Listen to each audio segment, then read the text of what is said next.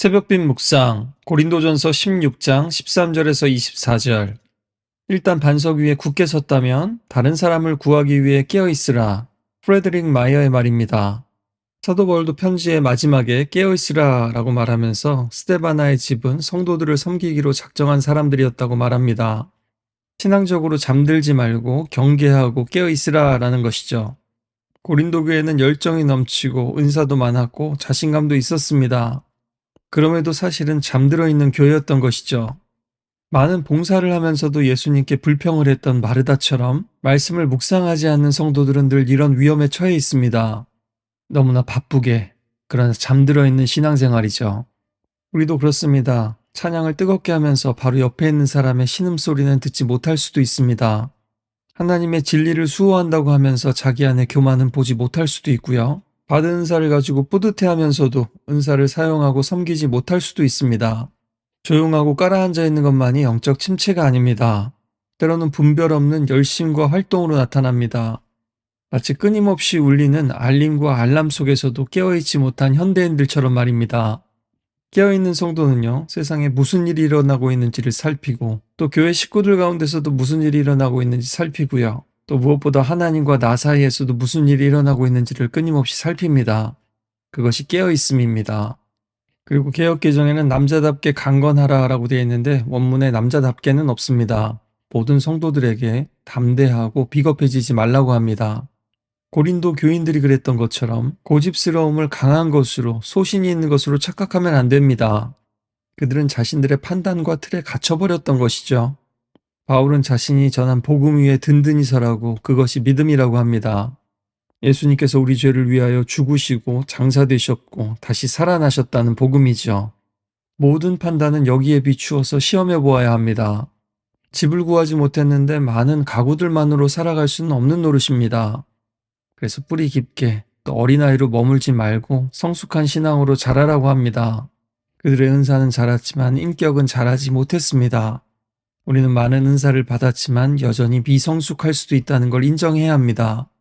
그러면서 아가야 지역의 첫 열매였던 스데바나의 집을 언급합니다. 성도 섬기는 일에 자신을 바쳤습니다. 누가 억지로 시켜서가 아니라 사람들의 필요를 보고 그 필요를 채워주었습니다. 바울은 교회에게 그런 사람들을 인정하고 그들에게 순종하라고 말합니다. 이것이 중요한 것은 고린도 교인들은 말 잘하는 사람을 높이 평가했습니다. 사회적으로 있어 보이는 사람을 높이 평가했습니다.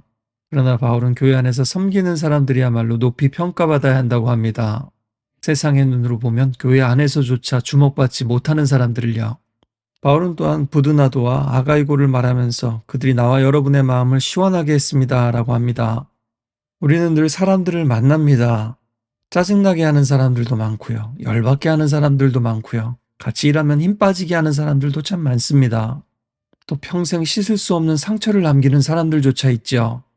사실 우리 인생에는 위대한 사람들보다도 이렇게 마음을 시원하게 해주는 사람들이 정말 절실하게 필요합니다. 이것이야말로 위대한 사역이겠죠. 교회 오신 분들 가운데 많은 분들도 한 주간의 피로감을 갖고 교회에 옵니다.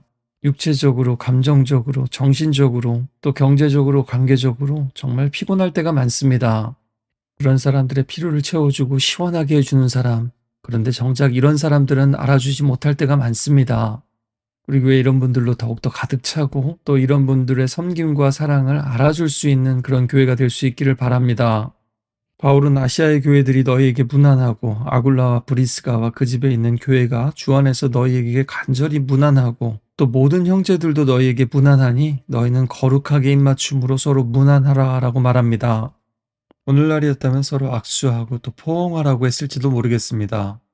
시대와 문화에 따라서 달라질 수 있을지 모르지만 중요한 것은 우리의 사랑과 교제도 몸으로 또 가시적으로 나타나야 한다는 겁니다. 환한 미소와 따뜻한 말들, 때로는 손을 꼭 잡아주고 또 어깨를 다독여주고 또 함께 식사를 하고 물건들을 나눠주고 이삿짐을 날라주는 모습으로 나타나야 합니다.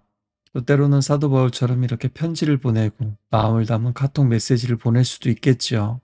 나 바울은 친필로 무난한다고 합니다. 당시에는 편지를 받아 써주는 사람들이 있었습니다. 그러나 마지막에는 바울이 직접 시그니처를 남기는 겁니다. 하나님께서 돌판이 아니라 우리 마음에 그 말씀을 새겨주신 것처럼 우리도 서로의 마음속에 그 사랑의 글씨를 또 흔적을 남겨줄 수 있는 사람들이 됐으면 좋겠습니다. 그리고 편지를 마무리하기 전에 다시 한번 단호하게 말합니다.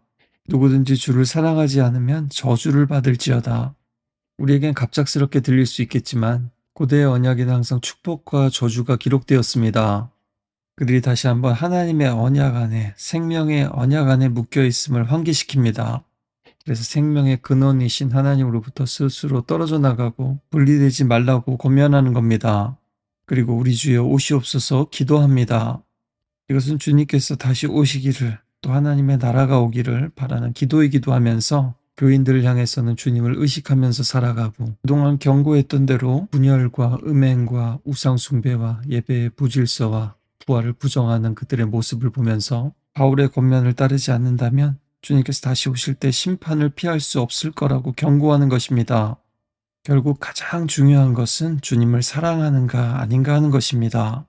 그리고 주님께서 오시면 이 모든 것들이 드러날 것입니다. 그때가 아니라 바로 지금 분열을 멈추고 거룩하게 또 신실하게 하나님을 사랑하고 이웃들을 사랑하면서 살아가야 하는 것입니다.